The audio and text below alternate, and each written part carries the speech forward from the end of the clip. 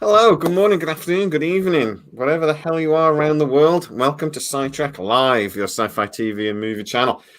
I'm here with, no, that way, Stormy Bear. Look, it's Stormy Bear. Hello! And the young one, the young Padawan, our little Harris.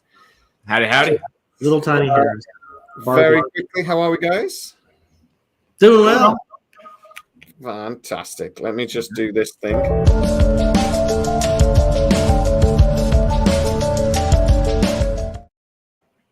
Just the opening intro. I don't know why I bother once we've said hello, but it looks nice. And Matt works so hard on it.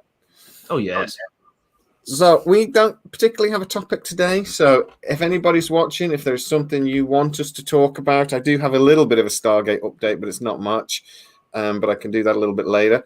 But anything you guys want to get into the comments and you want to suggest for a conversation, please do. But in the meantime, guys, how have you been and what have you been up to? And did you all both have a good Christmas? I should say that, really. Oh, yeah. Good. Happy New Year. There's Happy alcohol in it. It's evening for me, though, so I'm allowed. Good for you. Guess how long my dry January cost? How long that lasted? In this country, we have like dry January. You just don't drink alcohol for January to try to get over Christmas. If you insist. 3 days. 3 days. January 4th. I was looking up the booze. I'm like, that's quite a lot of booze. That won't last till February. It'll go off. So, we just screw it. Start drinking again. Evening, Adam. How are you? Panther Pickles. Adam. Panther Mike's in with us. He's got a 30-second behind, but I'm sure he'll join us. Randy Coleman, you're with us. Hello, everybody. Get into the comments, guys. Tell us what you want to talk about this evening. But, yeah. So, one thing I wanted to talk to you very quickly. Harris, you won't be interested in this. Just me and Stormy. I'm watching Prodigy again, Stormy. Right? Yes. I got to ask you, who's watching that show? Kids. No, they're not. You don't think It's based. I just watched it and enjoyed it the first time, right? But then I was watching it again, and I just with the mindset of, if a 10-year-old kid watches this show, how much of it would they actually understand? Remembering Voyager ended 20 years ago. Star Trek. Who's watching that show? Well, I would still say kids were. I mean, it's written in a way where I'm guessing they're assuming 10-year-olds weren't around 20 years ago. But I think, it's written in a way where it's a standalone. You don't have to really know hardly anything about Voyager. It's just got some woman with a coffee cup barking out orders for training. The rest is new exposition. I was just watching and thinking, the kids don't know who that character is. They don't know who that character is. They have no idea why Janeway's so stressed about Chakotay. They've got. I was just watching it one after another, thinking this is just so random. I don't know what the bloody hell's going on, but it's bloody good. It's honestly. I did a live video last week with Sean Ferrick from Trek Culture, and we were chatting about it. And I honestly said to him, I think the animated stuff is way better than the live action stuff. I think I'm watching Prodigy. I've not watched Strange New Worlds twice, but I'm watching Prodigy twice. I'm such a fan.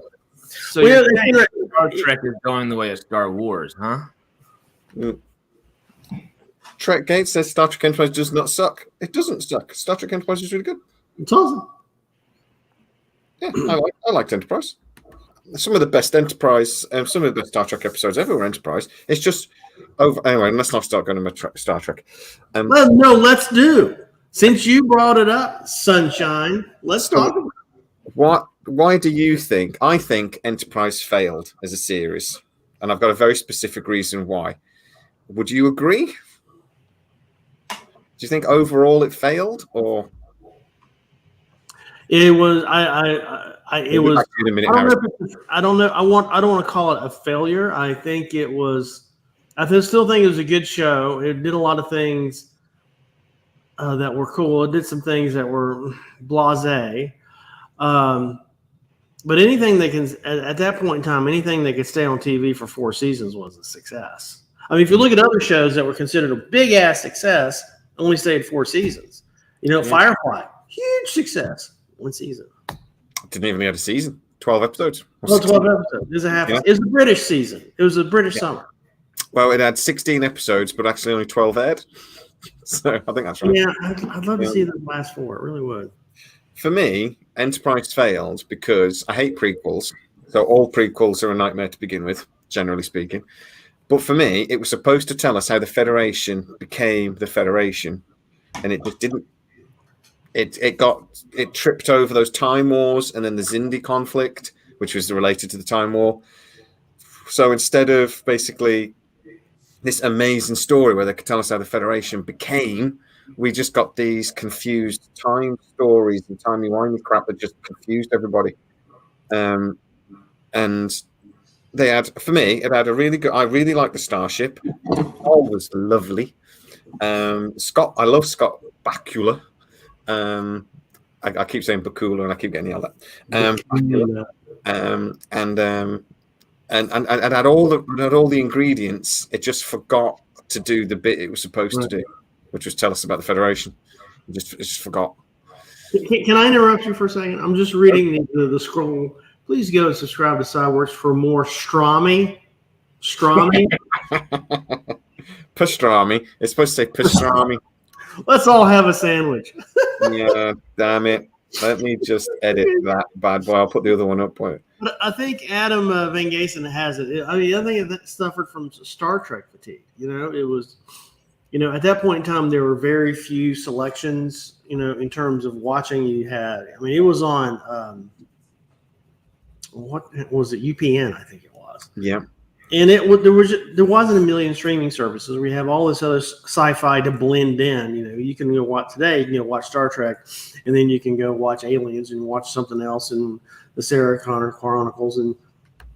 But back then it was like all you could watch was mostly Star Trek. And I do agree with Adam. I think there was a little bit of Star Trek fatigue there. I think we're at risk again. I think we're actually seeing a bit of sci-fi fatigue at the moment, which is possibly why we're seeing a bit of fantasies increasing in popularity. We're seeing a lot more swords. I think these things go in ebbs and flows. And it seems to me there's a bit of because it's not just Star Trek. There's a lot of Star Trek on the telly. There's a lot of Star Wars on the telly. And I think we're seeing that with superheroes as well. That's having a bit of a downward trend, not exciting as it was. Yeah. I saw, yet again, last night I saw the trailer for Quantum Mania, and it's like, yeah, I can see how that'd be cool. It could also be cool if it was a completely different thing that had nothing to do with the MCU, Mm-hmm. And then I was watching the trailer and I said, I really miss Tony Stark as a character. Kind of really do. Well, the next Avengers, because we're going to see another series of Avengers movies soon. Mm-hmm. And it's going to be Scarlet Witch, probably Ant-Man still, and the Wasp. Who else is there? Oh, God, the other characters are so boring. I can't even remember any of them more. Doctor Strange will be there. Captain Marvel, Doctor Strange. Excuse me. These are going to be the Avengers this time. And I don't give a crap. Really about any of them. I'm like, Marvel, like Captain Marvel's dead. I was wondering. His eye probably. I've got a third eye. It just died.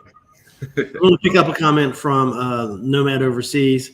Jeffrey Combs was always brilliant. I mean, I lost track of how many characters he actually played in the entire franchise. Jeffrey Combs was just quiz 12 to 15. Yeah, it depends on whether it was either 5 or like 18 or something, depending on how many times you counted Wayoon. Because he played Wayoon. Yes, the Wayoon variable. Mm-hmm. Yeah. But yeah, no, I love that. Would you just have a question? Just what does everybody think about the new Quantum Leap series? Have you guys managed to watch it or I'm not? Mm-mm. I kind of haven't watched anything since November. When I got back home from the funeral, it was I didn't even turn the TV on for 2 weeks. I turned it on for the first time last night. The Xindi appeared in Prodigy today in the episode I was watching today. The Xindi were in it. Oh, really? That's right. Yeah. Remember that station thing that they're I have been watching it. I've watched it completely legally It's not on in this country, but I've watched it anyway. VPNs are great. So I currently live in Canada, by the way. I know I haven't told you guys this, but according to my internet, I live in Canada. There's something fun legal there, you know? Yeah. But I've actually quite enjoyed Quantum Leap. It's not as good as the original, and I love the original. But this time they've modernized it, and instead of having, like it was a monster of the week, it was just like a different story each week. And the whole leaping thing was just a mechanism to have like the Touched by an Angel type TV show where he goes in, he helps people, he wanders off. This time, the whole thing with the leaping is way more to do with it. Like, he's got into the machine for a reason. And it's to save his girlfriend. I think her name's Addison. Or I think it's his girlfriend. I forget now. I've only watched it once. But I haven't started watching the second part of the season yet. But it's to save this Addison woman. So there's an overarching storyline this time. And people kept shouted woke at it. It's not. It's just an Asian actor. That's it. Other than that, it's fine. And yeah, that's it really. It's one of those shows you watch it and you go, I will watch that next week. And then when next week comes, if you happen to watch it, it's fine. If you don't watch it, you wouldn't really care. It's not like you'd like, I can't wait for the next episode. This is, oh my God, series finale. Let's get popcorn. It's not like that. Okay. But what are you going to do? So what else have you guys been up to? So last night, I was watching Pluto, and I was watching on the Classic Who channel, and I really forgot, and I'm sad to say this, I really forgot how great Sylvester McCoy was as Doctor Who. I mean, he had a completely. I mean, he really did. I mean, I think he really played it straight as the Doctor. I thought, Which is kind of a comedic actor, actually, to be fair to Sylvester McCoy.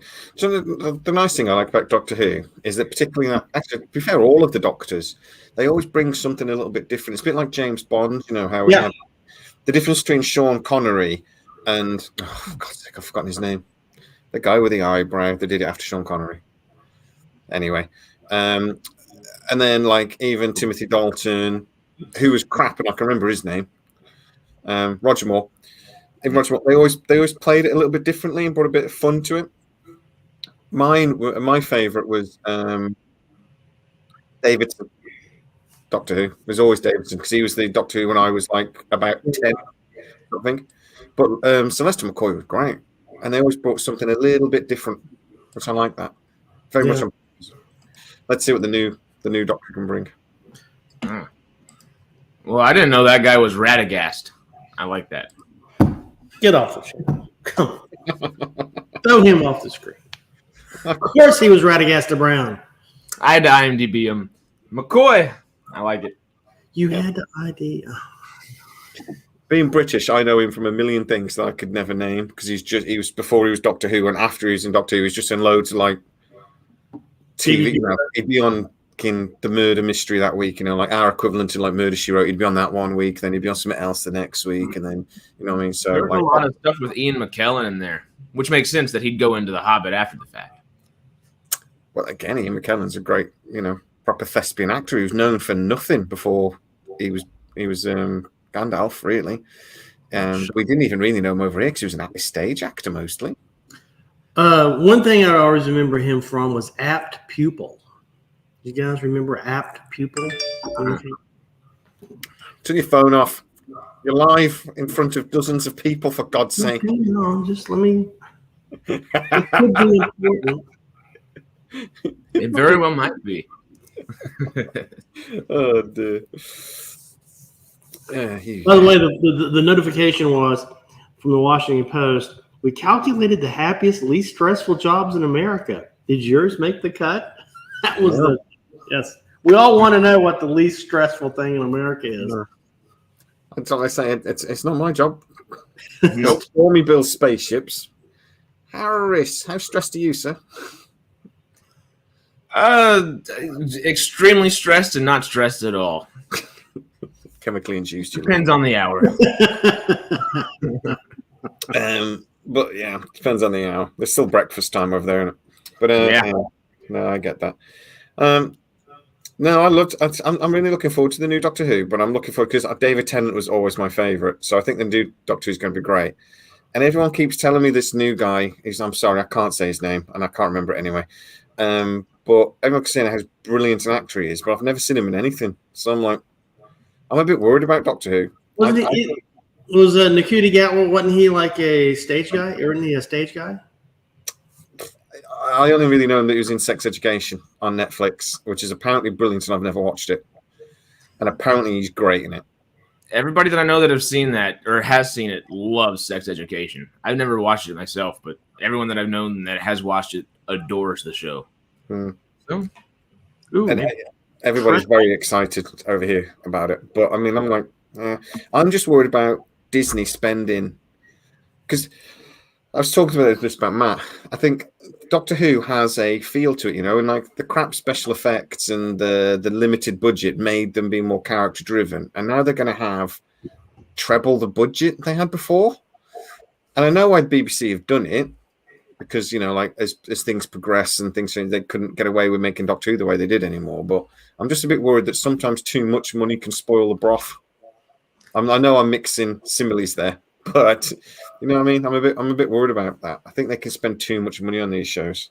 So that just made me think about something. That's kind of like the opposite of what we've all been saying and thinking about Stargate. And it's kind of a similar way where it's a sci-fi show that chose character development kind of over large, grandiose sci-fi, CGI kind of battles and things a lot. Yeah. And then there was The Expanse. There's quite a lot of CGI in Doctor Who. There has been for a few years, but it just wasn't very good. It's just like thing. So Trackgate just asked about Babylon 5. I did a video on that a few days ago, so it is moving forwards. The anniversary special, we still don't know what that is, but apparently it's done. It's just going to be aired. So I can't remember when the anniversary is off the top of my head. It's this summer, I believe, isn't it? There's a Babylon 5 anniversary special coming up. I haven't heard about it. Yeah, we don't know what it is, though. JMS just dropped this tweet. Oh, God, it's probably 6 months ago now. Just saying that it's done. The anniversary special is done. It's in the can, sort of thing. But he never told us anything else. So we have no idea what it is. So it could be anything from some sort of episode or cartoon, or I think it's more likely it's going to be some sort of interview and what have you. And apparently it will be on the CW at the anniversary. And I think that's, I want to say August, but it might be a bit early. June, July, August sort of time. Do we think the CW will hold out until August? Probably not. I'm hoping they put it on HBO with everything else, but it's Warner Brothers that have made it. So, but it might just, it could end up just being an internet thing for all we know. It doesn't matter, does it? So, but like I said in my video a few days ago, the Babylon 5 reboot looked like it was dead. I was actually told by a couple of people that I speak to that it was dead. Warner Brothers were not going to spend money on it, and now it's like everything's calmed down, and everyone's stopped running around going, like at Warner Brothers and like jumping out of windows and things, and everyone's calmed down, and now it's apparently back on the table. But they're still arguing about whether it's going to be the CW or not. I think the CW is just going to be reality TV personally, but we'll see.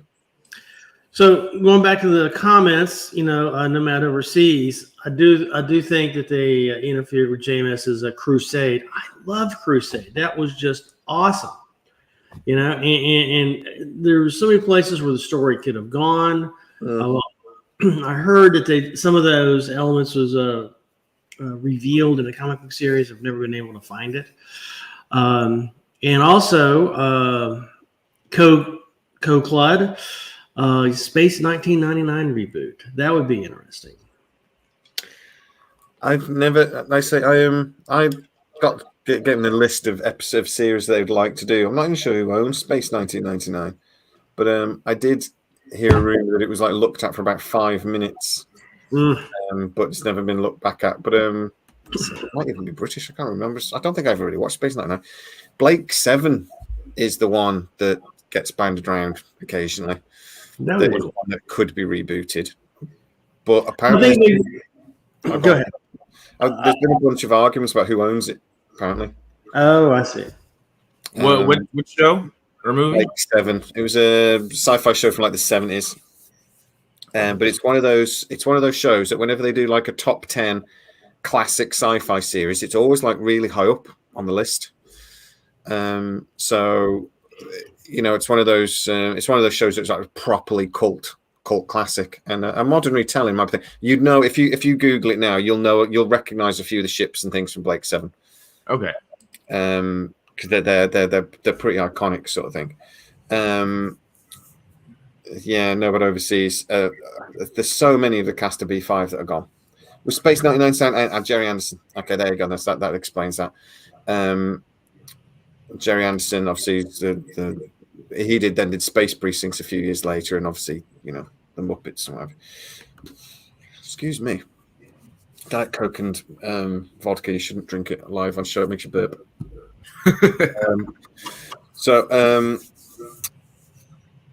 Blake 7 was never Australian. Was it Australian? Who was the joint venture with, though? Who was it jointly done with, though, Blake? Ian. But anyway, if the BBC own the rights, we're screwed. But apparently they don't know who owns the rights, and it's a bit of an argument over that. One reboot that's probably going to happen, and I told you this. I said about a year ago that Amazon really wanted to do this, and they've just apparently finished clearing up all the arguments again about who owns it. MGM sold loads of its stuff to people. A remake of The Forbidden Planet looks like it's going to happen. They've got a script that was done by James Cameron and J. Michael Straczynski from Babylon 5 fame. Oh. There is a script that was written a couple of years ago. James Cameron wants to do it, but he's quite busy at the moment, so it doesn't look like that's going to happen. Apparently, according to somebody I spoke to, at the moment the script is sort of bouncing around Amazon, and they're trying to. Executives are having a look at it and trying to decide what to do about it. So that looks like that's going to happen. I think they'll have to rewrite that script though, because I don't think James Cameron will get involved with it, and they won't want to pay. But I say that James Cameron could go in as executive producer or something really easily and not take up much of his time. But it looks like Forbidden Planet's going to happen. And Forbidden Planet's again one of those. Whenever they do like a top 10 sci-fi movies of all time, it always ends up top 3. It's a very popular, sci-fi classic. It's like that and Space, Space Odyssey and films like that, isn't it? Like the top couple. Well, so is that a film you'd want to see? Is that of interest? Yeah, I'd watch it. I think it could be good. I love that it's a movie of firsts. That if you actually look at the history of Forbidden Planet, it's like first ever movie that appeared not on Earth. With the echoing somewhere, aren't we? No, my computer beeped at me. My usage time is down 38%, and my computer seems very worried about that. You're not staring at me enough. Stare at me more. I must have tanked somebody's ad ratings or something. Yeah. Okay, so you mentioned 1999 or Space Odyssey 20. Yeah. I'm guessing you guys have seen the Barbie trailer. Yes. I'm trying to avoid it, but people keep telling me it's brilliant. Really? It kind of is. I mean, it is essentially not exactly shot for shot, but it is very condensed a bit of 2001 Space Odyssey, the very beginning of it. There's these little girls in this like rocky grotto, and they've got these dolls. And then one kid starts playing with one doll and smashes another and continues smashing. And they throw the doll up and it propels itself through space. And then you see the credits. Barbie! Now the movie, I have no comment about the damn movie. But the trailer was unique. Good play on 2001. I'm intrigued by Barbie, and I'm optimistic about it. That's because you live in Hollywood. That's why you're intrigued about. Well, Partially, probably, but Greta Gerwig herself, the lady that's directing it and co-wrote it with her husband, is fantastic. But her husband's Noah Baumbach, who I still haven't seen White Noise this year, but every other film he's ever done. I mean, Marriage Story was his last film before that. That guy's just on point every time, and he helped her co-write it. So with both of their minds in it, it could be good. But it's also a Barbie movie, so there's some trepidation. The people they've got to appear in that movie, think about Ryan Gosling, that script must be amazing. Because I'm sorry, that as soon as that appeared on his desk, he must have just gone, no. And then, no, just read a bit. Well, I'm your agent. Read it. Well, y'all remember that's a good point, because this film was it was like a whole different cast and crew, and I believe an entirely different script as well, because Greta Gerwig and Noah Baumbach. That's why I'm like partially excited, because they rewrote it all. You know who was originally supposed to be like cast as Barbie, right? No, Amy Schumer. Who, sorry? Amy Schumer. Amy Schumer. That would have been our Barbie movie. And I'm just not a fan of her type of comedy or anything like that. That would not have been a good movie. How would that work? I mean, she's great. I love Amy Schumer, and it was supposed to be like a modern kind of, we don't need some like super hyper beautiful person on the stage to do this. We just need someone normal to go up there and give. And you're not gonna make a Barbie movie about that. It's a joke. Have you seen that Amy Schumer movie when she gets a bump to the head and she thinks she's gorgeous? That's quite funny. Well, no, that wasn't Amy Schumer, sorry. That was that Australian girl. That Australian woman that's lost loads and loads of weight. I don't know her name either. But she's quite a big girl and she took a bang to head, so she thought she was gorgeous. Oh, she was Pitch Perfect. The actress from Pitch Perfect. Yes. Oh, Rebel Wilson. Rebel Wilson. That's her. Yeah. Y'all made me think about, I don't remember who I don't know. I don't think it's Gwyneth Paltrow in a fat suit, but what's the movie with Jack Black where he falls in love with Gwyneth Paltrow and he only sees Gwyneth Paltrow, but it's he's took a bang in the head. Yeah. I actually have a little bit of news about Highlander. Oh my gosh! Let's go spill. Well, apparently now that Henry Cavill is not doing Superman. As soon as Warhammer's sorted, he wants to do Highlander movie. And I genuinely must be a mind reader, because I said Michelle Yeoh should be in it as like the Sean Connery character. And apparently he was in an interview a couple of months ago and he said he would love Michelle Yeoh to be to do something in it. So I'm just like fucking Yoda. Just like a Highlander movie. I got so much shit for suggesting Michelle Yeoh should be in that movie as the Sean Connery, as the Ramirez character. But I remember arguing at the time. I'm stuttering. Oh no, I'm gone. Dun dun dun. Oh, so anyway, while he's getting his shit together, I just want to pimp out the Discord server. Yeah, do join the Discord server.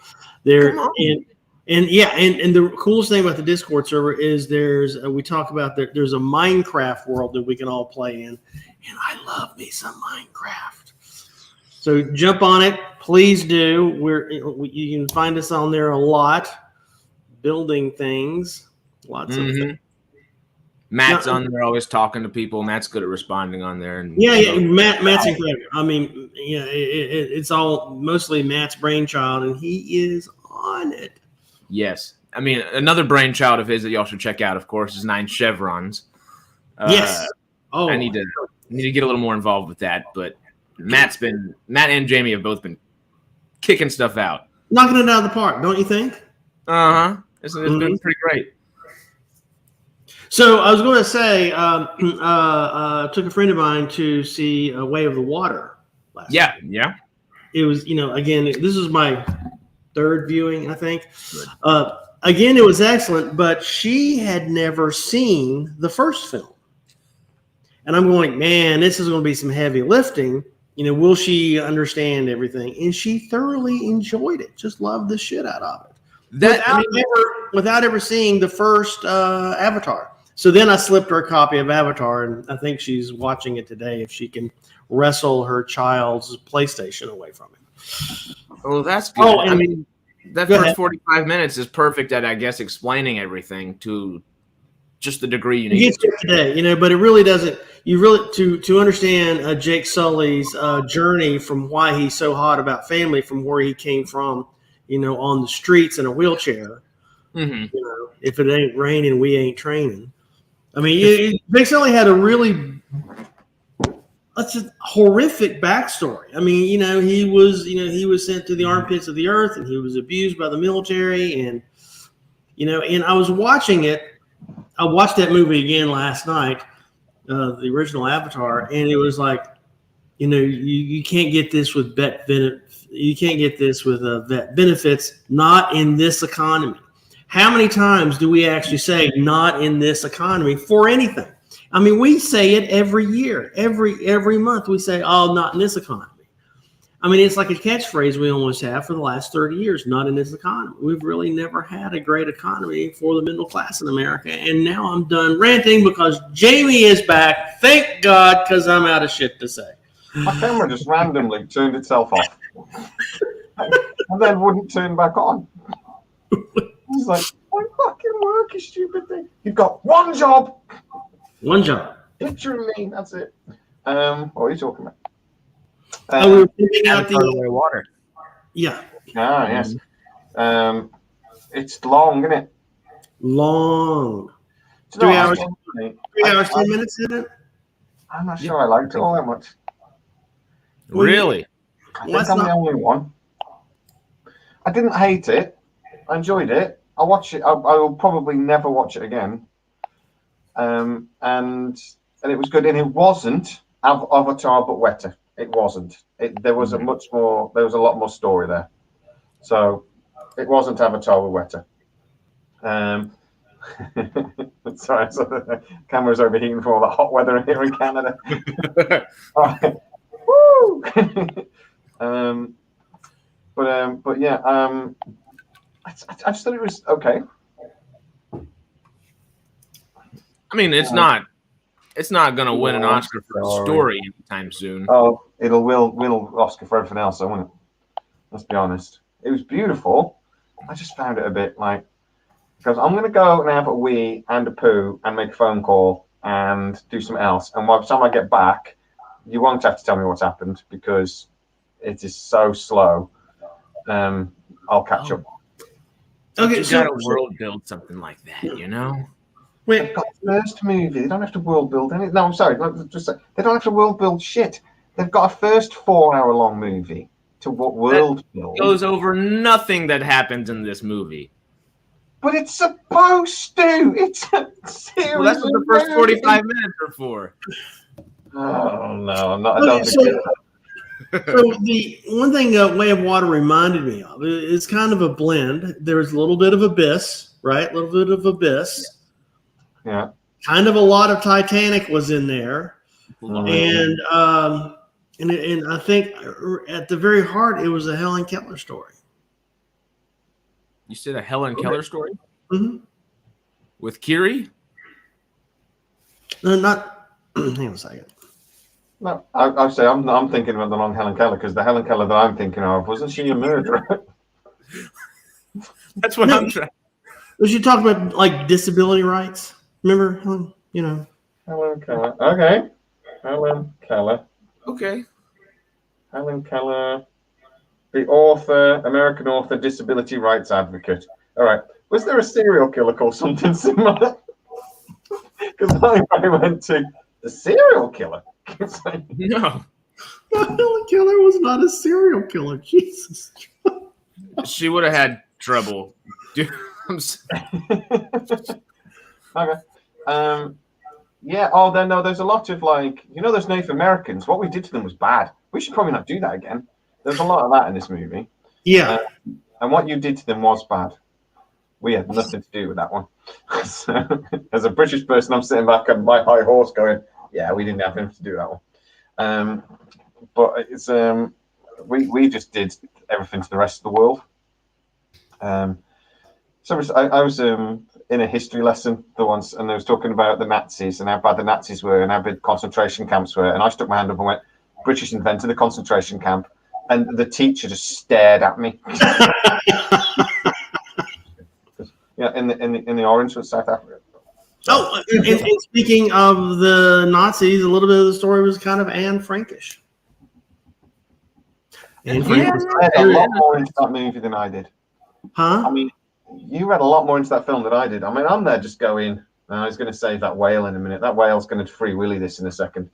And probably going to jump over everybody, and then everything will be fine. Well, I think it was my third viewing, so. That'll do it. So you just spent your time thinking, I must think about other films this reminds me of. Anne Frank. Anne Frank. I just said Anne Frank. You just got to eat a mushroom or two and then go sit in there for a few hours. It's it'll change your week up a little bit. It's And part of it almost seemed like a Discovery Channel series, you know, or like the Undersea World of Jacques Cousteau, you know, but in 4K.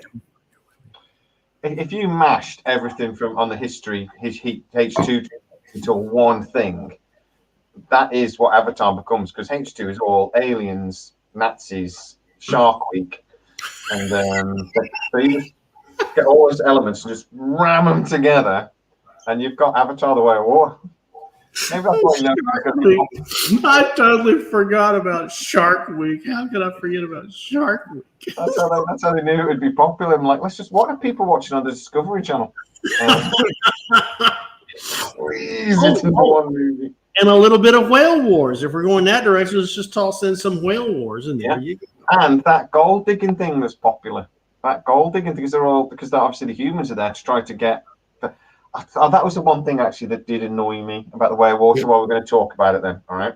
So in the first one, unobtainium was what paid for everything. In the second one, even though it's not mentioned at all, the whale brain juice is what pays for everything. What's going to pay for everything in the third one? Well, they're going to the fire people, so think something fiery. Well, also, at this point in the third one, won't the people all already have been kind of moved from Earth to... Maybe, okay, they might not be completely moved from Earth to Pandora, but that's people are going to be a lot more potent, per se. Can't you hear the people singing this song of angry men? Now it's a little bit of a musical. If lots of things are in a metaphor, though, if all the people are leaving Earth and going to Pandora, what's the metaphor for that? Sorry, is that something to do with like history and things as well? There's, I mean, it's about the Europeans who made it to America. Well, it's colonialism. Yeah, it's colonialism, but it's also a Jesus story now because Kiri, and it was kind of set up like that prior to it, but so it's like biblical and colonial all kind of melded in a way. It's what's that Mel Gibson film, the Thingy of the Christ? What's that? Passion of the Christ. So it's that, Anne Frank, all these films. Some Titanic, some Abyss. Yeah, I love that you said Titanic because you all know what he just announced again, right? Titanic is being re-released in theaters in February for Valentine's Day. And it's still one of the top 5 highest grossing international films of all time. It was a damn good movie. Damn good movie. It's the only film I've ever... It's the only non-sci-fi film I've ever watched at the cinema twice. And it wasn't because I had 2 girlfriends at the time and they both made me go watch it. And they 100% knew about each other. You could have saved a ticket, you know? Well, that's awkward. Brought them both. Yeah. I want to show the guy that's selling me the ticket was like, you were here with she was blonde. Shut up, man. Give me a ticket. And you really think it's not really a romantic movie. I mean, she 100% saves herself at the end of that film. I'm not saying it's a metaphor for marriage, but it feels like it after being married for a few years. That it's, it's like, bye. There's not enough room on this door. Yeah, there is. No, there isn't. No, there's not. Goodbye, Jack. Goodbye, Jack. Goodbye, Jack. Goodbye, Jack. I know. It's just like, we're married now. Your life is mine. Bye. No, I'm not saying that I'm very happily married. Trek games. Everyone remember Andromeda? That's also another series that apparently people have been talking about trying to get rid of. Really? It's just like, Let's resurrect the Commonwealth again. yeah, well, let's just resurrect every TV show that was ever made because we can't think of anything new to do. That's the thing. Just come on. If we're gonna do it Andromeda, how about Mass Effect Andromeda? I know that's not everybody's favorite game out of the four, but come on. I'll play it. Oh man, honestly, I've got to stop making videos about there's this TV show that's rumored because the amount of rumors I get, and again from credible people that know about this thing. I know about the Andromeda thing because I happen to know. I got information from the agent of the director that was approached, so it's 100% fact that Fox were looking at maybe making Andromeda, but they're also they're more further along Space Above and Beyond. But I think they just desperately want a sci-fi show for Disney Plus and Hulu, and they're literally just going them like alphabetically, and they've gone like Andromeda. What can we do? Can we make an Andromeda series? And then they'll just go to the next one, and then until they get to one that they can actually make. It is literally just alphabetically. I think they're just desperate to do something, and then they'll eventually get to X-Files, and they'll just make that. So. I'm surprised they haven't done that yet. No, apparently it is. David Coveney's agreed. Gillian Anderson won't. And David Coveney said he'll only do it if Gillian Anderson agrees, and that's the only thing that stopped it. Oh wow. So now they're talking about a hard reboot. It's just honestly, it's just ridiculous. For why? They're just desperate for content, and it's cheaper to bring. I imagine anyway, it's cheaper to bring something back than it is to try to get somebody to think of a new idea. Something you already own, you don't have to buy, you can just make.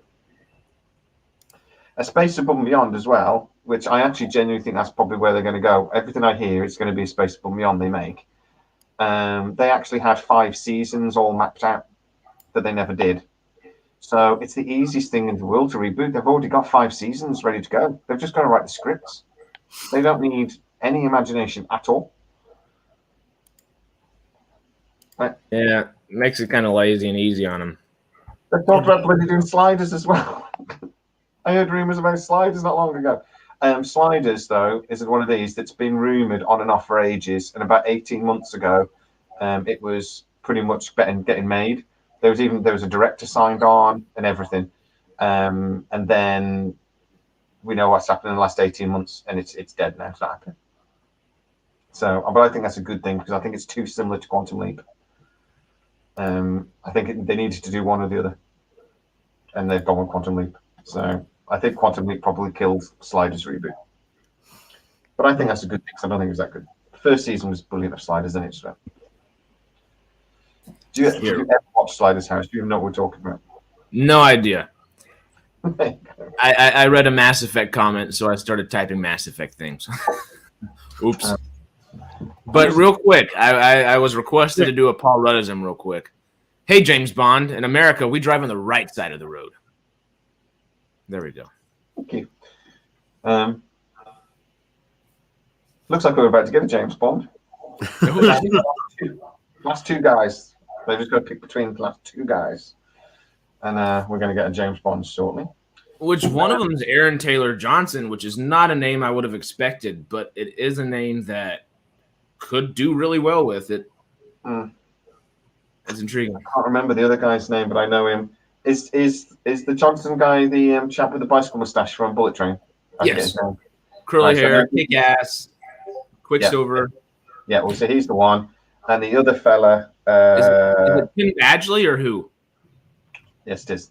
Okay, from you. Okay. Yeah. So those are the last 2 guys. So just got to pick. Okay, interesting. Do you want to know a little bit of a Stargate? Yeah, Jerry Ryan signed on to do a show. So that 709 will not be appearing in any more Star Trek. She's signed on to a show, which I keep forgetting to read the article. I sent it to myself, and I keep saying, I must read the article, and I never do. I haven't yet. It's some show on AMC. Is that a channel in America? Yes, American Movie Classics. She signed on to do the 2nd season of something. I forget what it was. But she won't be doing anymore. We will not be seeing 7 of 9 in any Star Trek anytime soon. So the rumor about possibly a Titan series with 7 of 9 in, not true. So let's see what happens. Should be a shame. I'd have liked that. 7 of 9 is a great name. So the Stargate, a little bit of a Stargate update I've got for you before we start talking about something else. Oh God, just a second, Mark Frankel. Apparently, yeah, there was rumors about Lex returning as well. Now that was a TV show nobody watched. I actually quite liked it, but nobody watched it. There was like a necromancer character in it that was played the Lex character, and nobody watched it. I don't know why they would even consider bringing it back, but apparently it did. Right. So, Stargate. Hey, I'm always up for a remake of Time Tunnel. I mean, you know. Yeah, do something that was really good. Dark Skies wasn't so bad either. Yeah. The Stargate update I was going to have for you guys was it's not a particularly. There's not much happened. I said just before Christmas that Mark Fergus did have meetings with Michael Wright. He was supposed to have meetings with Jennifer Shalke from Amazon, but that meeting didn't happen, was what I was told. So he met with Michael Wright, who's the head of scripted material at MGM. That was supposed to then go into to meet Jennifer Salk, and that was supposed to sign everything off, and they were supposed to go ahead, and we were all going to hand in hand with daisy chains around our necks, skipping towards a new Stargate. But they disagreed on a few bits. Few little bits of updates I've had. Apparently, there is a movie script that has been produced, but I cannot say any more than that. But apparently, there is a movie script that's been knocking around that they're allowing people to see, to sort of go, oh look, we've got a movie script. Can't say any more than that though, because I've been told I'm not allowed to. There is potentially another actor that's been approached about leading it, but I'll get a bit more detail on that, and I'll let you know this week who that is. But apparently, the idea being that before they announce it, they want like a lead actor, and they do that loads of shows nowadays, and they do it with like Warhammer. You already know who's going to star in it, you know, and they like to do that. So they've got an actor they want to approach. But the main thing is, there were meetings in the last week, but it was all like just the lower people just sort of like throwing numbers around and trying to put a second proposal together. So the negotiations collapsed. They're trying to put a second negotiation and second proposal together at the moment. And then apparently next week, Mark Fergus will be in LA, and there might be meetings again between him and Michael Wright. So we'll see if it gets away. But at the moment, they're still sort of like apparently chatting. So it's all like, so would you like to spend 8 million? We'd like 9. How about 8.2? We'd like 9. And you know, that's apparently the conversation going on at the moment. So Does Brad Wright, other than being known for Stargate, does he have any other kind of projects in the works? Do you think? As far as I know, he's not Stargate related. Yeah, jump onto IMDb, but I don't think he's got particularly anything. I think a lot of his time at the moment goes on. He writes still, doesn't he? And I know he did a movie for Amazon not long ago. He did a script for, but I don't think it went anywhere. He keeps trying to get Travelers back, and that's not going anywhere.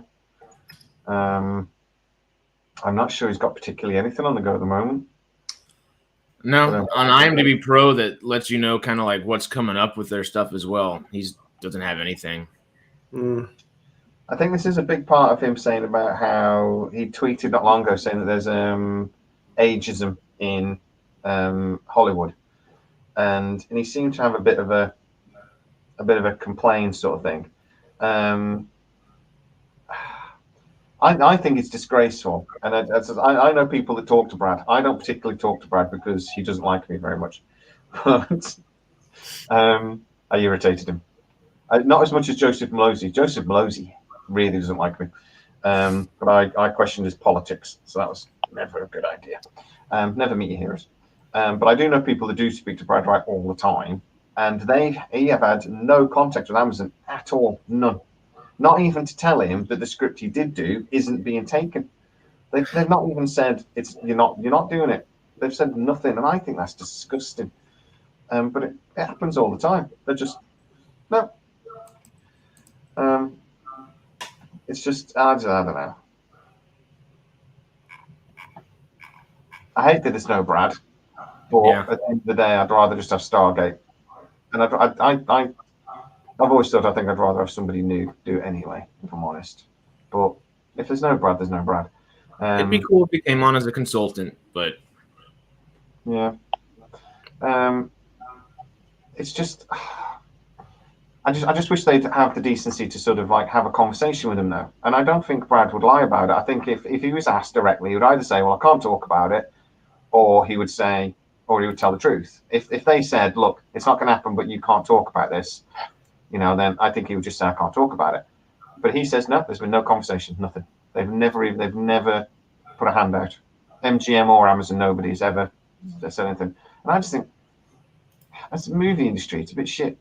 But I suppose they act like a business. And if I went for a job and I didn't get it, they don't always let me know that I haven't got it. They just tell the person that has, I suppose. But I don't know. It just seems a bit unfair to me.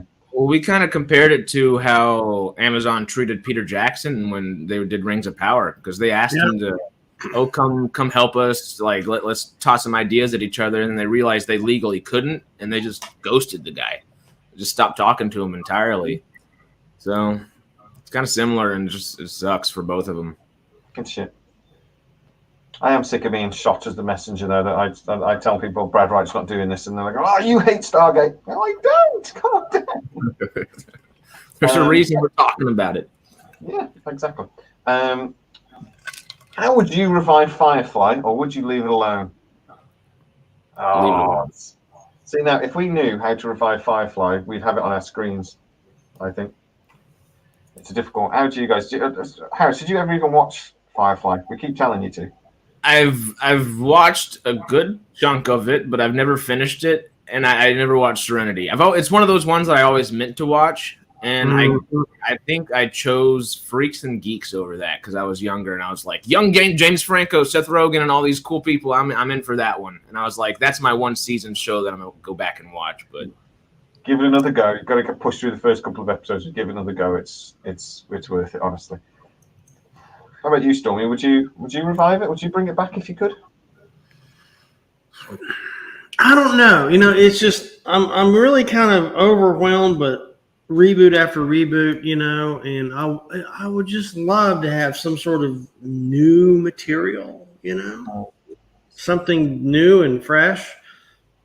I really would. That's one reason why I'm so jazzed about Expanse is because it wasn't some other thing, it was its own thing. I do agree with you. I think I want new material, but I completely understand why they keep bringing back these old shows. Is because you get an immediate excitement. I can do a video on here and I'll talk about how there's this new show. It looks really interesting. Blah blah blah, and it'll get a couple thousand views maybe. I do a show saying Firefly's getting a reboot, and I'll get 20,000 views because people are looking for it. They search for it. They're interested in it. I'll stand by what I've been told. Oh, sorry, go on, Harris. No, keep going. I'll stand by what I've been told of Firefly is that apparently Disney would love to do a Firefly reboot, and they genuinely don't know how. And they've asked for pitches from lots of different places. And I know the guy that does Mandalorian, whose name Jon Favreau, even pitched. He even talked about it. He was never going to do it. They wanted him to consult, and apparently. And I talked to the Popcast guys on this, and they got a really good source on it. And I said at the time, that's nonsense. That's just not true. And I've chatted to them since. They said no. They told me where the source was, and I'm like, oh, okay. But apparently, I found out since it was never to make. It was just to consult because they don't know how to do it. They were like, oh, should we do a hard reboot? Should we do a soft reboot? Should we do this? And they couldn't figure out. And they were just like, if we do a hard reboot, we'll piss everybody off. If we do a soft reboot, we'll piss everybody off. And if we try to do a hybrid thing, we'll just piss everybody off. So they're like, they just don't want to touch it. I think it's almost like it's too loved. And then so basically, unless we can get any of the villains to come back, we won't do it. Jamie, you sound like Megatron. That's what I'm. You sound like Optimus Prime right now. Huh? There you go. Hey, there we go. My audio keeps flicking off. I don't know what's going on tonight. My camera's randomly turned itself off, and then the fucking microphone turned itself off. Anyway, basically, what I was told was they've got to the point and said, unless Nathan Fillion can come back, we can't do Firefly. So unless Nathan Fillion decides to come back, it's not going to happen. So one idea I had that you could go back to the Firefly universe, that would be good. And of course, everybody would be mad as hell. But if you just take the show and its root storyline is just like a soap opera from Canton. The little mud town, the Mudders. It's just a soap opera. It has none of the original cast. It's just, a soap opera about living under the thumb of the Alliance. But it doesn't. There's no spaceships. There's no nothing. It's just a soap opera based in Canton. And you have, and it begins, with, a man named Jane, and then it's off to the races. So soap opera, like EastEnders, but muddier. I actually think. Do you think? I always thought if Firefly. My banned from the stream now. Yeah, if Firefly had leaned back a little bit away from the Western stuff in the adverts, I think that show would still be on the TV now. I think we'd have had 10 seasons of that show. I thought it was great. Well, I never did understand the advertising. It was like the third episode was out before okay, fine, I'll go watch it. I was like, holy shit, this is good. Well, I was a massive Buffy fan. I really liked Nathan Fillion. Even back then, I really liked Nathan Fillion. He was brilliant in Buffy. I watched Two Girls, a Guys in a Pizza Place, and he was my favorite character in that towards the end of the season. So I knew the actor and thought that would be great. Didn't know the rest of the actors, obviously, because nobody did. But I saw the advert for it and thought, well, that looks stupid. This looks silly. I'm not watching that shit.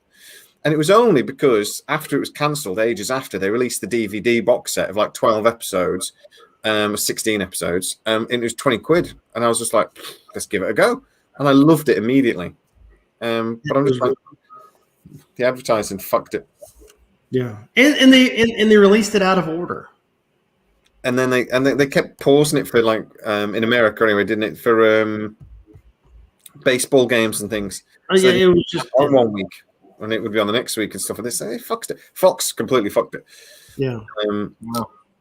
Over here, it was just on the Sci-Fi channel, which is like 250 something on cable, and nobody watched it. So, but yeah, but I loved it. It's just like, but Fox just completely ruined it. But Favreau sounds like he'd be perfect to bring it back, though. I love just hearing that because Mando in general, and then.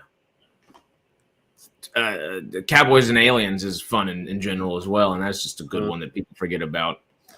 I think the thing is, it was too character driven. Nathan Fillion as Mal was just too popular. They killed Alan Tudyk's character Wash. They just killed him in the movie. And he was so popular. Look at how Alien, Resident Alien, how popular that is, and it's mostly because of Alan Tudyk. Summer Glau was amazing. The River character was they're just great. Other than Simon, nobody cared about Simon. But it was such a character-driven show that they'd have to cast it brilliantly because people are just going to hate it. They'll just automatically hate it, and that's the problem. It's too loved. It's like if you try to bring back Faulty Towers or something. Unless you get somebody that's better than John Cleese. That crap from Barcelona. Yeah. Well, yeah. But also, you're going to have to take a hit on it because people are not going to want to watch it straight. It's just one of those shows that, it's really hard to get right unless you get the right character to come in and... Well, you're kind of making the point to do something new.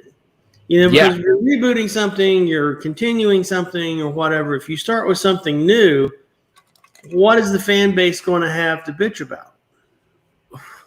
Yeah. So something, don't get me wrong, that woke will get shouted at, but they'll find something.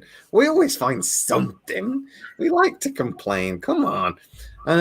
I'm British. It could be the nicest day in the world, and I'll be sat there going, "It's too nice."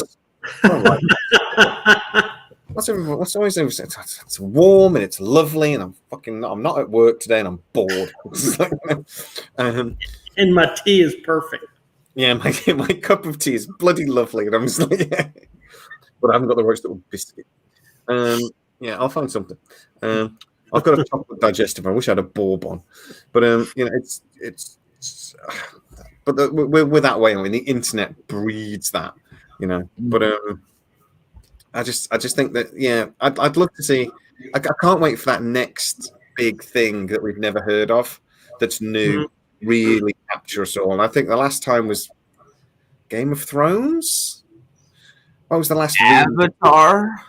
Avatar was 20 years ago. That's not a new one. It's a sequel. And 2 weeks ago, 3 weeks ago, 4 weeks ago. What was the last big TV show then that was like new, we'd never heard of, that then went on to be like, boom? I guess it would be Game of Thrones. Well, the TV show that, I mean, you know, like if you remember when Game of Thrones started, you know, there would be people that would have, you know, viewing parties, and they would just, you know, and they dress up as the characters. I mean, it was to the point that where there was commercials where people staged in, you know, in one of these parties, you know, and then somebody comes in dressed in as like a character from Mad Men. It's, oh, Mad Men was over last week. You've got to be, you know, Daenerys, or, you know, and but that was really a thing, you know, back then, however many years ago that was. But so if you look at that level where it shapes culture that much, I think I have to say, Game of Thrones, was the last one that was that impactful. I think Stranger Things possibly is the only one that is up there with it. I mean, look at the. Sorry, go on, Harris.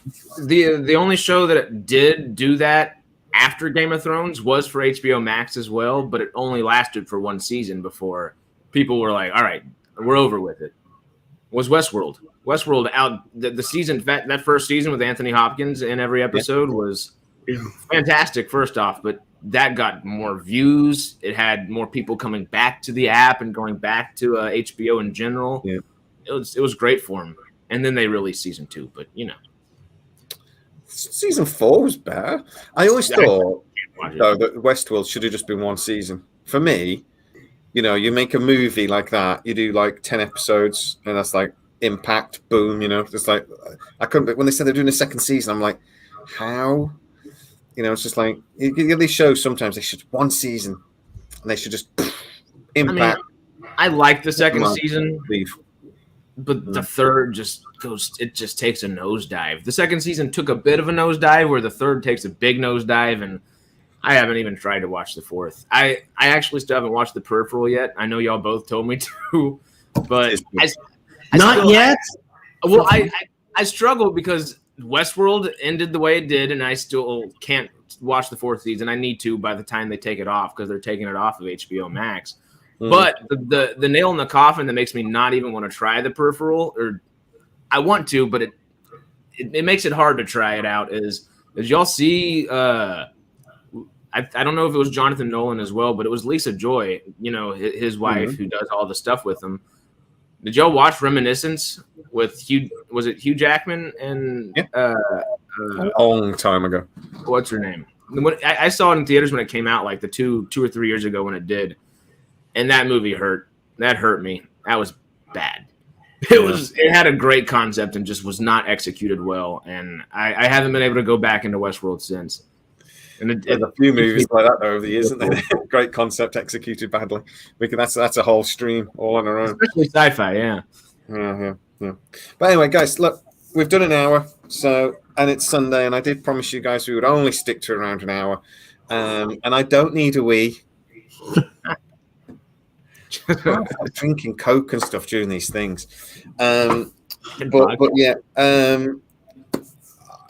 Thank you so much again for jumping on, and guys, getting the comments this week have again been amazing. They've been on fire.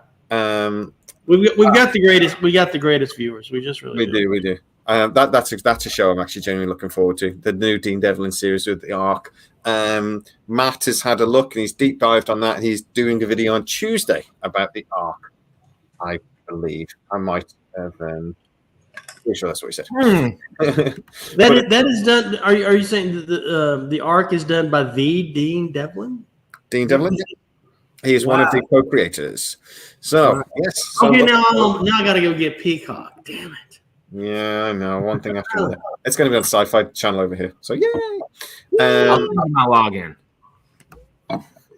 Stormy and Harris, thank you so much for getting up early on this Sunday morning. I'm just going to do a quick promo for 9 Chevrons, and then we'll say our goodbyes. 1 sec.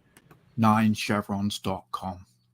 9chevrons.com is your dedicated source for Stargate news, which will aim to complement this YouTube channel with news that we have from our contacts at MGM and Amazon, breaking news about a new potential Stargate series, as well as providing reviews and any potential updates to news stories that we break. Check out some of the news articles that we have already at 9chevrons.com.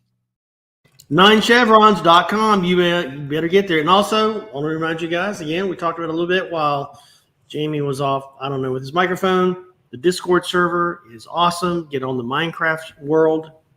Great. All the links are in the description for everything, including sort of where we sell a little bit of merchandise. I personally, the Sleeping Giant of Sci-Fi little design I did is my happy place at the moment. I absolutely love it. Yeah, I really like that design. I should be a creator. And let's not forget to mention Harris's new line of CBD gummies. Hey, Star Trek characters. Yeah. What is with those buses that are everywhere in America selling weed? The buses. They were all over New York. I must have seen about 5 of them. There's these buses, and they just sit on the side of the road, and they're green, and you can buy peripherals, and you can smoke a joint in the back, and it's like, and they got legalized thing all over them. They're everywhere in New York. Yeah, okay, so that's not out in LA. But I know Denver was thinking about doing that a few years ago. I had no idea New York was doing it, but that's actually really fun. They're essentially party buses, but not. You know those fun little things in like big cities where you get a crew of people all around like a bicycle, and they're all pedaling and drinking beers along the way. It's kind of like that, but for stoners. So we're gonna sit down, and someone else is gonna have to drive us. But yeah, all good, you know. Yeah. At the end of the day, this is generally my sort of my party political podcast on ganja for a second. I drink weed. I drink weed. I drink alcohol. It works really well. that shit'll knock you out. I like a nice cold chilled weed in the morning.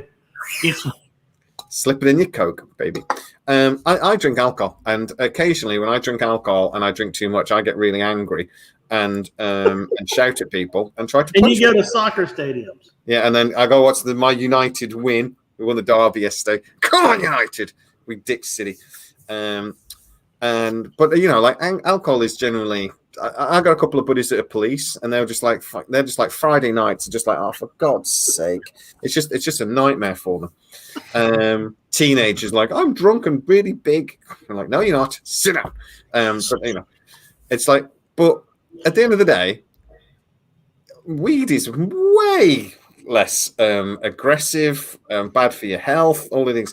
My only issue is if you get up at breakfast or you're on your break at work and you need to go and have a pint, you're an alcoholic. If you need to go and have a spliff, you're a smokeaholic or whatever the word is. It's only you're an addict. That's my only issue with it. So if I was drinking with my breakfast, I'd be concerned. That's my party political for the day. The joint I feel or just ganja in general is just a little different. Just because you can kind of smoke it any time of day. It depends what you're smoking. You got to know. I mean, there's a lot of specificities. My crazy self, I'm ADD as can be. If you can't see me, I'm looking around all the time, yada, yada. But I refuse to take a pill for it. I never really have. I don't like Adderall, Ritalin, et cetera, et cetera. So I'll smoke 3 to 4 times a day, and that just it calms me down, chills me out. I've said this to you before about Storm. You remember Damien, who I used to do the Mystery Machine videos with? You met him a couple of times. I've told him a few times, he self-medicates with weed. I mean, he is a keen. You would get on with him, lovely, Harris. Your bedroom smells similar. I should imagine. I've never been in your bedroom, but I've been in Damien's a few times, which is a different story. But it's like, but he'll come in and he's coming from work and he'll be talking to me and he's like there talking to me. We're like nose to nose. And he's like, wah, wah, wah, wah, wah, wah, wah, wah. And I'm like, dude, for the love of God, go have a spliff and come back. So he goes away and he comes up. Oh, I feel much better now. I'm like, gee, look, but he's the same as you, man. He's got ADHD. His brain just runs at 1,000,000 miles an hour. It's like a Snickers commercial, you know. It's just Yeah. you're one guy and you have a bite of Snickers, and it's like then you're a mellow. I don't know. Yeah, it's the exact opposite, though, isn't it? That I need to calm him down. Calm down. And I don't have an issue with that. I just That's fun. It's like, A little skunky. Yeah. But anyway, thank you guys. And like I say, it's been emotional as always. Guys, if you want to get into the comments, is there anything you want us to talk about next week? If there's any topics or things you want us to focus on, please let us know. We might even know something a bit more about Stargate. I'm really hopeful that this week we might get something actually solid. So let's fingers crossed. Everything I'm hearing feels like it's coming to a yes or no. So can't be much longer. Can't be much longer. No. So let's hope that maybe we can tease you with something next week. So you'll have to come back and join us next week if they do. So Jamie, I did have one last question concerning previous episode we did on Avatar and its budget. Yeah. You know, they apparently have met the budget they needed. You know, they're at $3 billion box office. No, they haven't. They needed 1.5 billion and they've made 1.7 before going into this weekend. Yeah. Oh, before this weekend. Oh, okay. I think they've just crossed 1.8. They think it'll breach 2 billion. But like I said, that video I did because I got this guy coming back going, you're going to do an apology video, and I'm like, no, go back and watch the original video again. I've got nothing to apologize for. James Cameron did an interview where he said this film needs to make $3 billion to break even. All I did was go, why are you saying that? That's a stupid thing to say. Don't say it. It would have to be twice as popular as the most popular movie so far this year. And Maverick was just ridiculously, successful. The most popular movie of 2022. Just if Christmas had been pushed back 2 weeks for some reason, Avatar would have overtook it. But January 1st happened when it did. So all I was saying was, why did James Cameron say that? It was a stupid thing to say. And it was a stupid thing to say.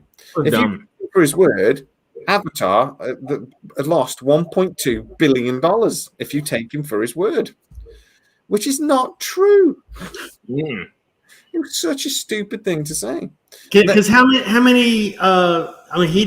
He shot footage for how many of those films? Like, he was also shooting concurrently episode 2. Third is already finished, and I think the fourth is upwards of like 80 to 90% done. Is what I thought it was. The second is virtually done, and the third one filming was virtually done, 80 and 90% done. I don't even think they've started on the fourth. You mean third and wait? Well, we're talking about. Sorry, the third. No, you're right. No, sorry, you're Harris. You're right, because I forgot about the first one. Yes, so because it was so long ago. They finished the third film, and they have done a lot of principal photography for the fourth film. You're right, but also a lot of the money apparently was spent on just like creating the special effects for this and creating the programs for it, which they're going to use through all the films. So it's like they've spent a lot. It's like they've built the foundation for a house that they're going to build, and the foundation has cost them a shitload. Yeah, and this house better be a mansion. Because think of all the, if you watching the movie and then you see the actor perform, he had to take all the technology he had for the first one and then convert it for underwater, and that takes a huge engineering effort. If you look at it from that point of view, because a lot of it was shot underwater. Oh yeah, and just the engineering stuff about it. I mean, all the the one animal I can't think of is the little smaller water thing that they're always riding around, but that was legitimate water jets, like you'd see at a hotel or something. That would jump out of water. The fact that actors were on every single inch of everything that we saw in that movie is just it blows my mind. Yeah, well, that was one of the things they said wasn't one of the big expenses very early on as well, which is why again the film massively run over budget. Remember, the budget for this film was supposed to be $700 million. It didn't do that. And can you imagine a budget of $700 million 10 and years then doubling it? and they basically doubled it, and then added $400 million on for advertising and blah blah blah. So yeah, it's took 1.8 billion. This film though is still, it will have lost a lot of money because remembering that like the studio only gets about 40% of that. So the studio is only actually getting about $800 or $900 million. They've lost a lot of money. So have they actually lost a lot of money though, considering the third film has already been filmed? But that's the point, isn't it? That the money doesn't, the money hasn't really been spent on this. The next film will only maybe cost $100 million, and the next, an additional cost. Yeah. So, Right. So it's not true what he said, which is why it mattered. Why did you fucking say it then? It's not Because true. a lot of the stuff that was built for the part 2 also spills over to 3, 4, and 5. So a lot of that budget for the next film was already preloaded into this film. It's like there's a big expense on, like the motion capture technology they use for the actors. A lot of that was the best of that was probably done for the Marvel movies with Thanos and stuff. And that was like, and James Cameron basically very early on said it's not good enough. It won't work for what we've got to do. So we've got to basically reinvent this technology. And they went back to scrap one. And then COVID hit, and they sort of, apparently, I can't remember what I was reading it. They basically said, we've got time. We may as well get it right. So they completely redid the software for this technology, and they basically created a new motion capture technology for the Avatar movies. That won't have been cheap. But James Cameron was like, well, we may as well do it right. So let's do it right. And that's his attitude. Is we could do Titanic just with CGI and sets, or we could just build a 2/3 scale model and then split the damn thing in half. And like the people actually doing it go, did you just say we're going to build a Titanic? Yeah, but it'll be small. Yeah. Did he say we could do it with sets, but we're going to build a Titanic? And it's like that's how James Cameron thinks. It's like, if you're going to do it right. Who's got loftier goals in that regard, James Cameron or Chris Nolan? Mr. I'm going to go build a frickin' nuclear bomb. He didn't actually build a nuclear bomb, but right up next to it, if they would have given him a nuke, he would have blown it up, Yeah. I think there are certain filmmakers that genuinely they understand that CGI and things will only get you so far. And Yeah. I mean, if you think about the but what was it? In the deep one? Oh, what's it called? When they're underwater in the submarine. The Abyss. How many times he nearly killed the actors? Oh, no, Harris, it told me it was you that was telling us, actually, how many times he nearly killed the actors. Because even though they're special, he likes to do it as many practical things as possible. Right. And even though Avatar is like everything you see on the screen is virtually all computer generated. So, the deep dive suit was the risky thing in that production. Yeah. But even though it's all CGI'd, really, so much of it is based on practical stuff. I mean, you've got actors there doing the scenes and stuff. When the animators must have been going, I really don't need them to do it. I can just do it. And they'll be like, no, we're going to do it properly. And then the mouths won't look creepy and shit, like they do in CGI a lot. But yeah, it's like, so I get it. But I just, like I say, I just don't. But I had this guy really preaching to me, going, "Are you going to do an apology letter because now it's gone by 1.8 billion either?" I'm like, "No, watch the original video again." Yeah. An apology letter. It's like, no. Are you going to apologize to Mr. Cameron? I don't think he cares. He's going to be getting a nice check off Warner Brothers. He doesn't care. Yeah, he's going to get several. Hell, he's still getting nice checks, from the studios for Terminator. Yeah, he'll be okay. He doesn't need me to apologize. He'll be okay. He'll be fine. And I was, again, just talking about his actual words. That was all. I didn't make it up. It's like, but anyway, but yeah. So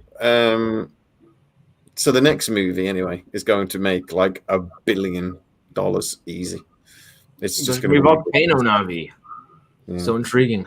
I will say that I went to go see it yesterday at a matinee, sold out. Still.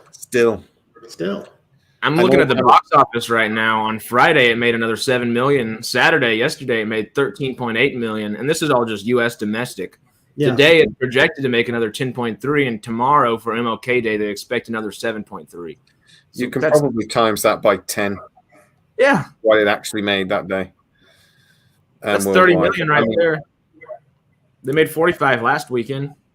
In UK alone, it's I think it's about a sixth. Whatever they make in America, you'll take over here for a big blockbuster movie. About a sixth of that, which is weird because our population is 70 million. Is it 300 million in the UK? In the US, sorry.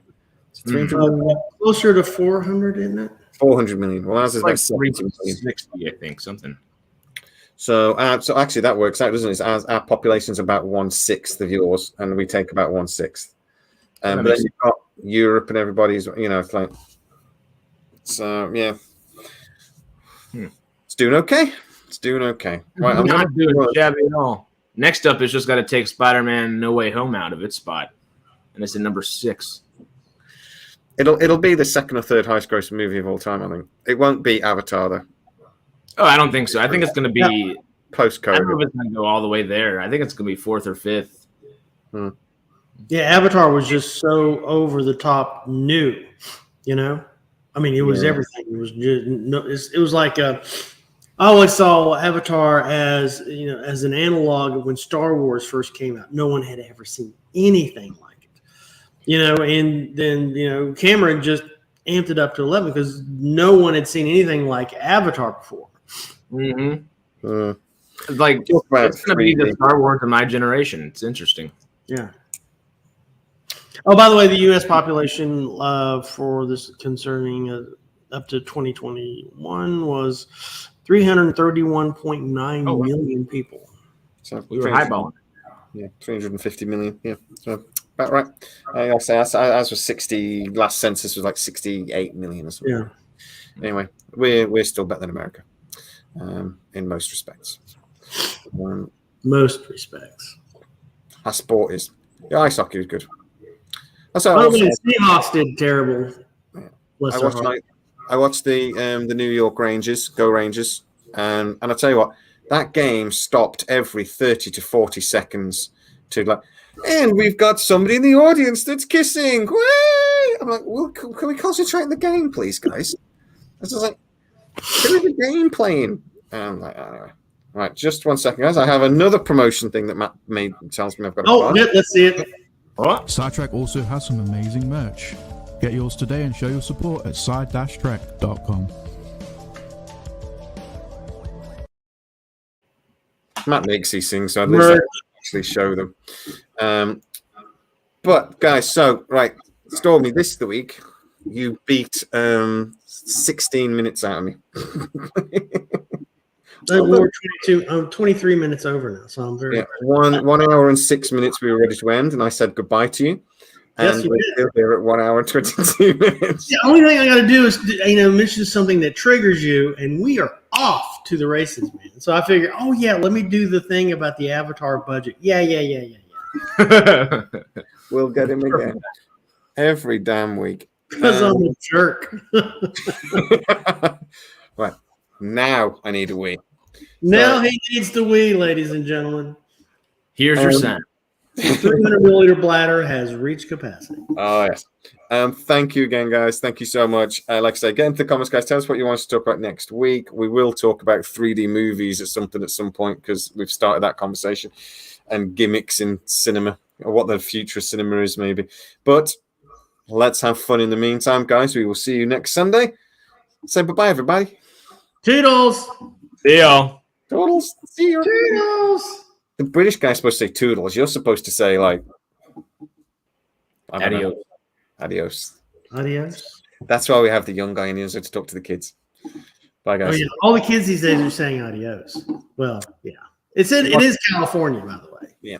Watch Scitrek tomorrow to find out who the actor that's being set up possibly for the new series is, because you're not going to believe it. I'm not going to believe it. I tell you what, for the guys that are watching now, just for the guys that are watching now, because, I'll give you a hint.